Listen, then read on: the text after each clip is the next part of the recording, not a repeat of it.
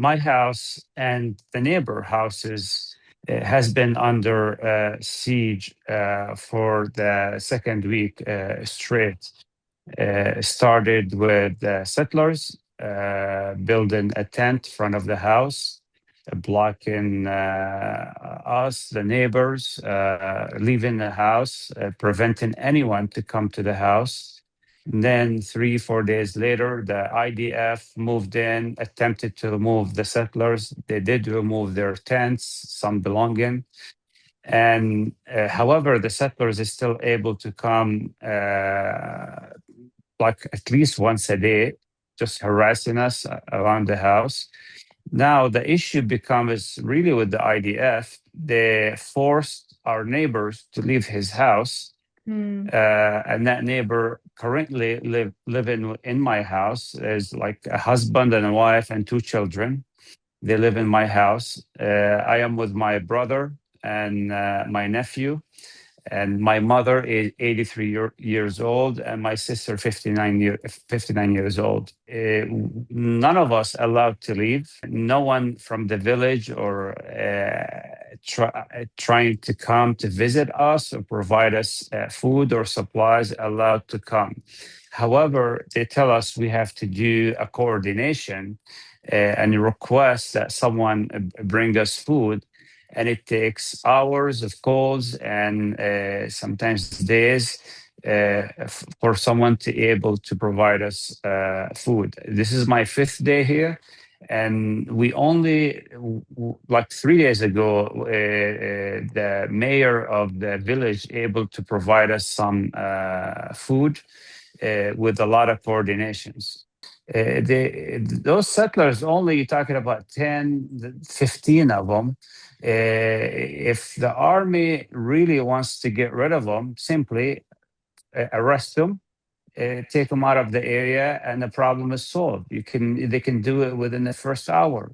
But I can't believe they send 100, 200 soldiers surrounding the areas and attempting to remove the settlers. But when the settlers come in, they're not doing anything to them.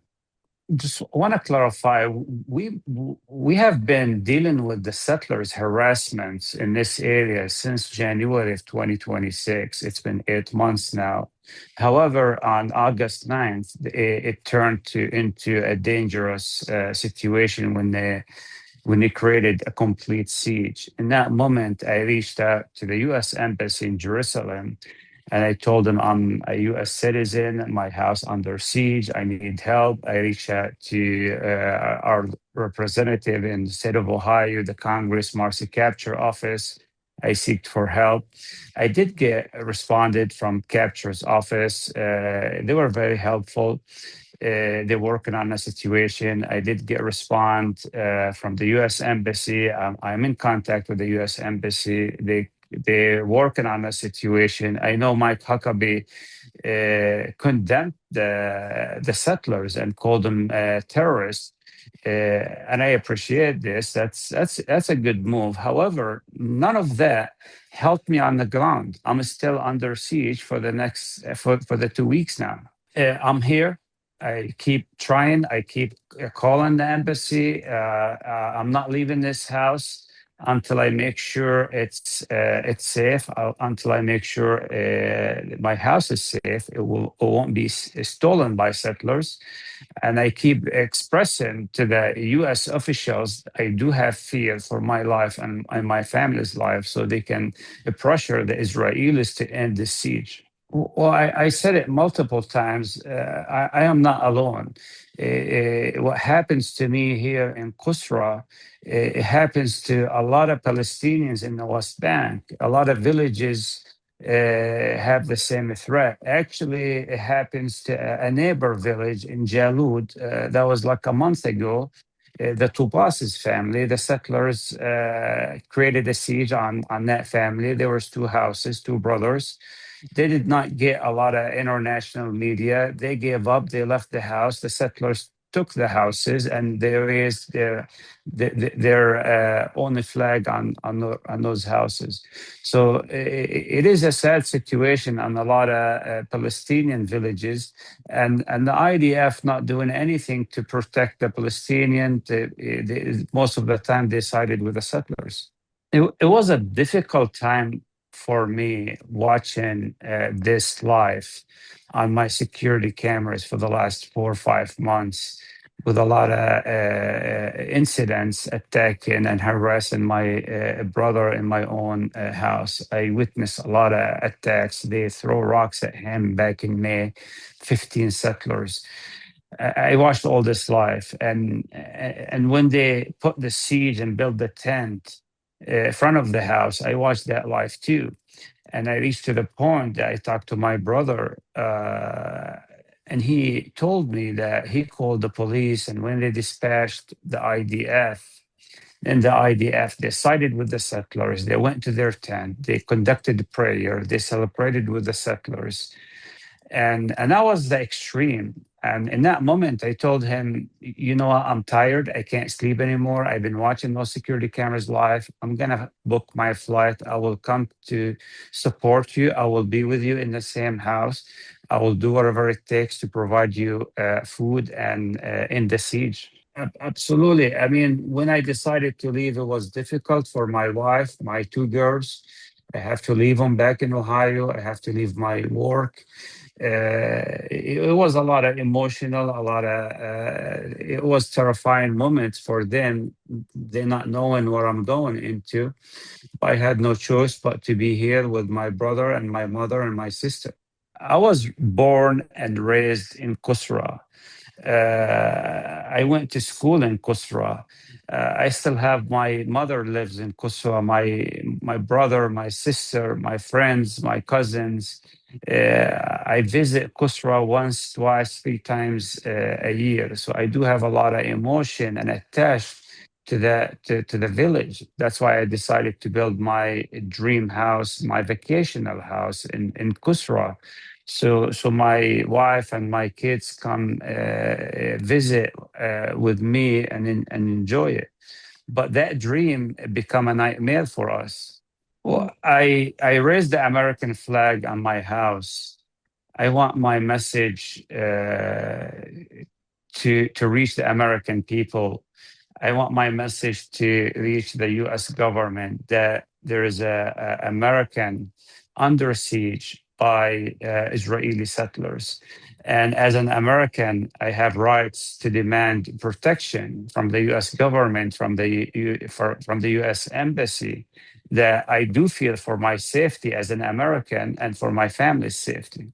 We have an attorney. He's working on the situation, and he's working to escalate to the High Court in Israel, demanding IDF able to remove the settlers and give us the freedom as residents, for myself and the neighbors, to move freely from our house to the village and come back.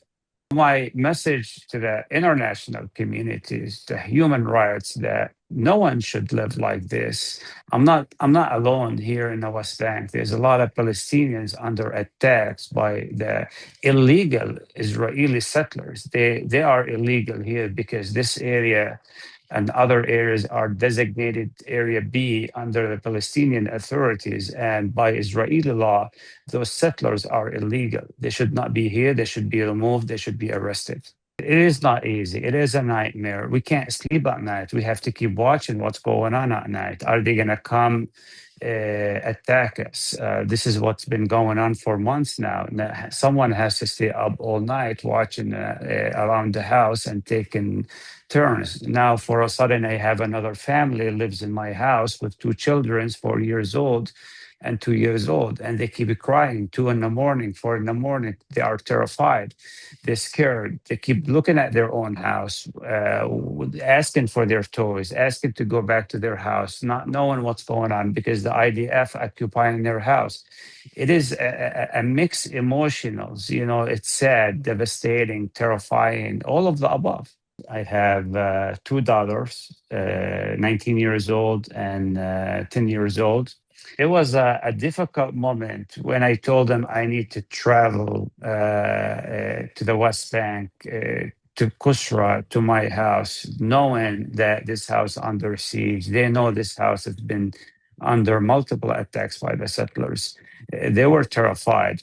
The most questions I got from the 10 years old daughter, she kept asking me, am I going to sleep in the same house? Is the settlers going to attack you? Are you going to come back for us? Are you going to be safe? Are you going to be okay? She kept texting me after midnight and their time, and she should be sleeping by 10 p.m. She couldn't sleep. Until now, she keep asking me, am I okay? Yes, they are terrified. It's a difficult moment for both of us. But we have no choice. I have a message. I need to protect my family here, my brother, my house, and I'm staying here until I make sure all of us are safe. They say on the news they send the IDF to protect the residents and remove the Israeli settlers. But that's not what happening on the ground. That's not what happening here. Israeli settlers is still able to come around my house, and those soldiers not doing anything to them. The IDF making it even harder on us as residents to move freely. You're not here to protect me. You forced my neighbor out of his house. Now he's forced to live with me. No one is allowed to visit me or bring me food or supplies. They're not here to protect us. They're making it harder on us.